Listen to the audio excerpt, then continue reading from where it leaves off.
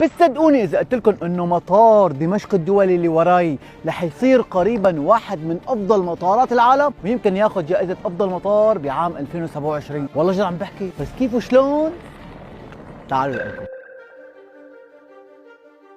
وهالمطار قديم كثير وخدماته جدا جدا سيئة، وعلى ايام النظام السابق هالمطار ما كان يعتبر واجهة البلد اساسا، والرشاوي فيه على ابو موزة. على الحمد لله على السلامة يا باشا، ومع السلامة. دمشق الدولي الحقيقي يلي بيعكس واجهة البلد بسوريا المستقبل.